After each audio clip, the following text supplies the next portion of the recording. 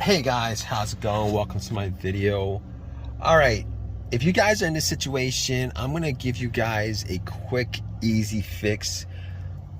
All right, so a couple of days ago, I had this situation come up with my truck.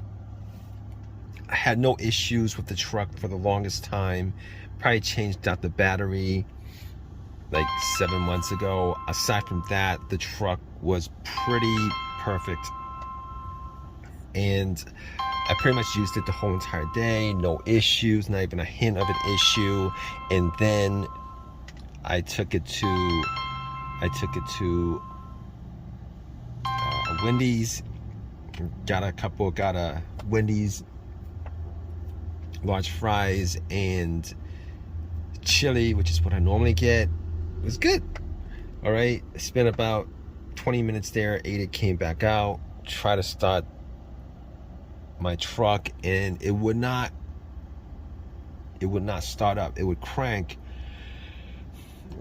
but it wouldn't start up. So I got into that situation where I was like, okay, so this truck's been working fine for the longest time, and all of a sudden it had this issue where it would crank and wouldn't start up. And I was thinking to myself, hey, let me just tried a couple of times. I tried it a couple of times. Same thing. It didn't run. So then I was playing with the shifter, and I was shifting it to neutral and trying to start it, and it didn't. It did the same thing. But it was a strong crank. It was a strong crank. It wasn't a weak crank. It was a strong crank. So I was like, you know what? What's the next troubleshooting step for me? You know, considering I changed out the battery 6 months ago, it might be the battery. Maybe something wasn't, maybe something was loose or something like that. So, but I turned on the headlights just to see whether the headlights were bright. Their headlights were bright. Strong cranks, headlights were bright. I doubt it was the battery, but still, in situations like this, just gotta troubleshoot everything, right?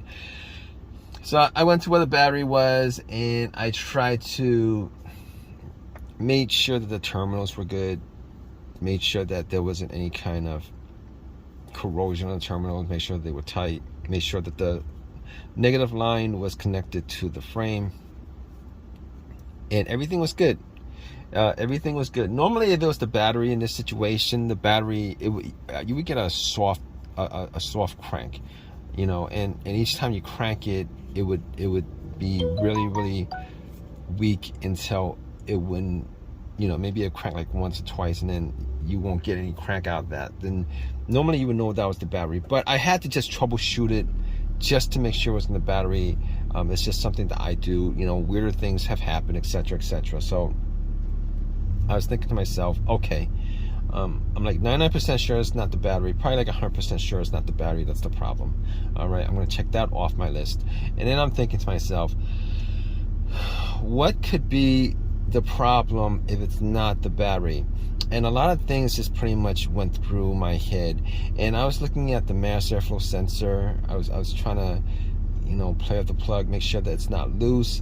I was thinking crankshaft position sensor. I'm thinking about camshaft position sensor. I'm thinking about the throttle position sensor.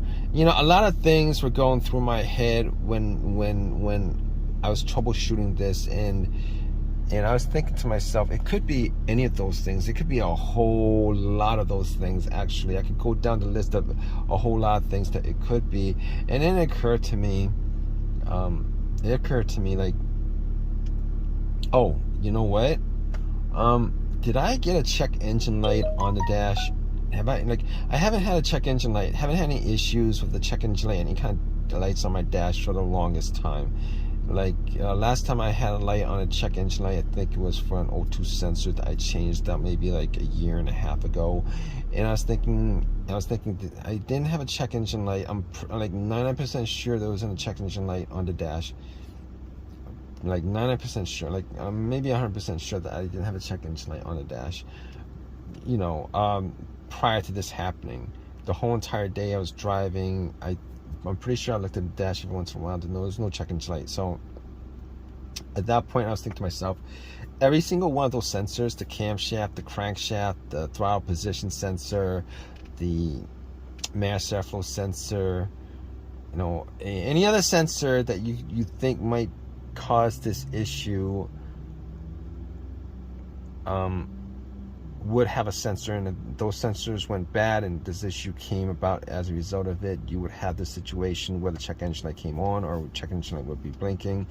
And I didn't have that situation. It didn't show up on a dash, no blinking. So at that point I was thinking to myself, I could just rule all that out.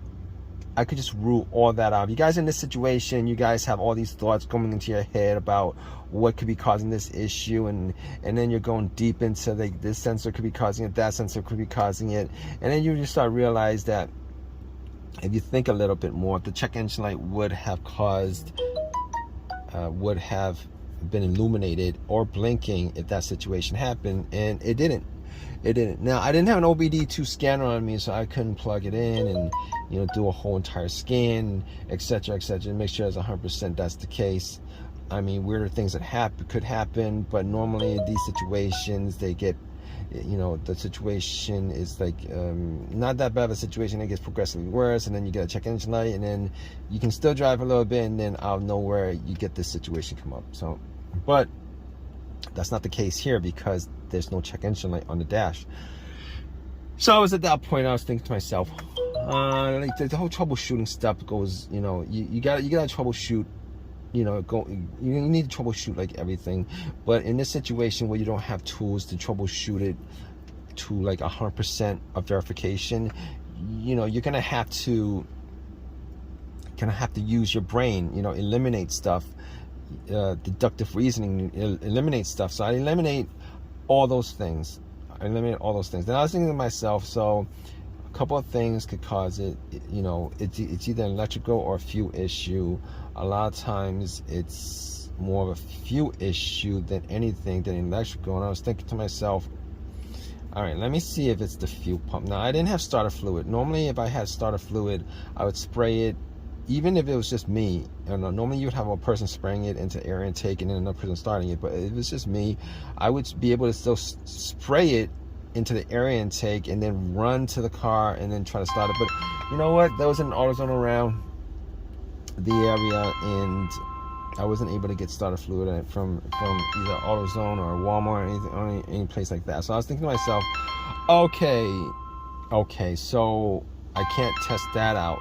But I can try to listen to the fuel pump priming and see if that's actually, you know, it's either it could be the fuel pump relay, or the fuel filter. Now, the whole eliminating process with that is, if it's the fuel pump or the fuel pump relay, you would not hear the fuel pump priming.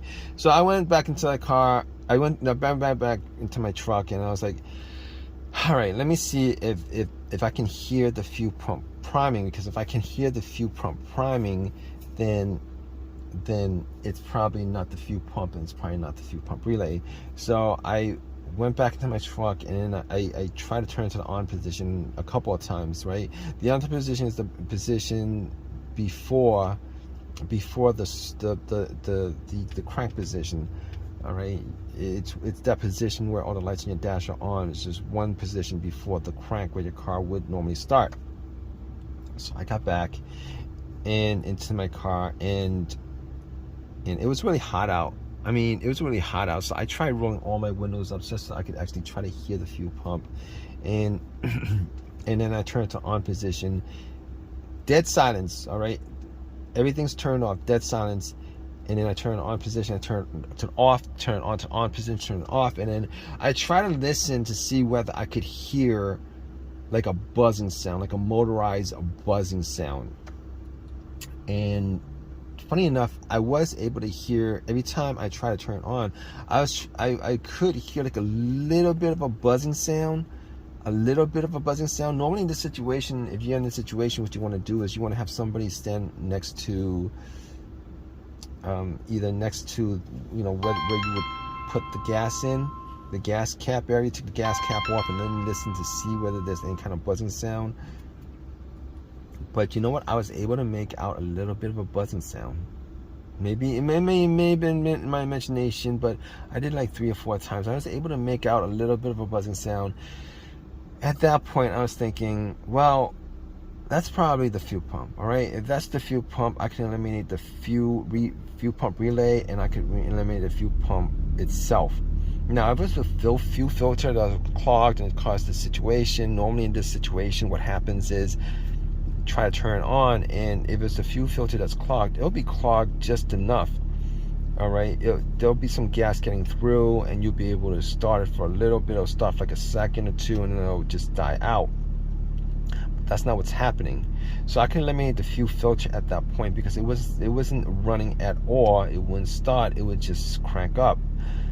So at that point, I was thinking to myself, I gotta check the fuses. I went to the fuse box, looked at all the fuses, make sure that the fuses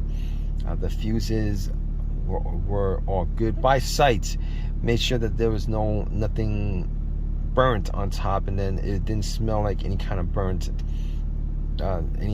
smell. And I didn't smell any kind of burnt smell. All the fuses looked good on top. There was no browning. Everything looked good. So at that point, I was like thinking to myself, it's kind of hot. All right, all these things that I looked at, checked out, and what else could it be? What else could it be? I was thinking to myself, what else could it be? And it occurred to me. Maybe it's something to do with the ignition. Maybe the ignition's the problem, right? Maybe the ignition's the problem. And then when I thought about it, I'm like, you know, I was juggling my fob key while I'm thinking about it with one hand. I'm like looking at my fob key. I'm thinking to myself, you know what? I didn't change the battery. I've never changed the battery on a fob key. And these batteries last for maybe like 4 or 5 years at most, I think. I was thinking to myself, man, what if it was just that easy of a fix? What if that was just that easy of a fix? And I was like, you know what? There's a CVS right next to this Wendy's across the street. Let me just take the battery out and change it up. Battery is like $5, $6 or whatever, and then if it starts up, this whole situation would be just, you know, a big scare, and you know, nothing. It was nothing major, nothing that I had to worry about.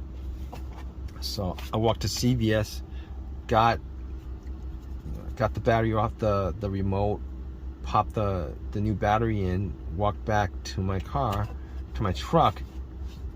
And I try to start it, and guess what, guys?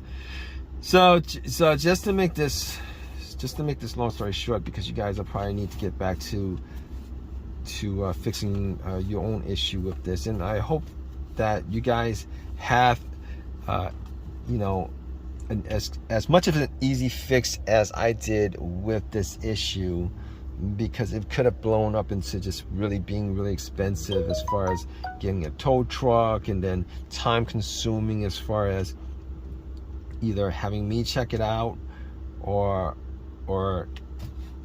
if in your case you guys probably take it to the shop and have it checked down. That's kind of expensive too. These days all automobile repairs are expensive. But anyway, let me just cut the story short. I went back to my truck and then try to turn on, and then it just turned on. Then it just turned on. That was the quick, easy fix, and haven't had this issue since.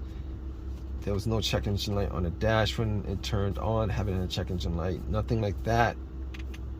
It was just the fob key battery that was causing it, a dead fob key battery. And that was that.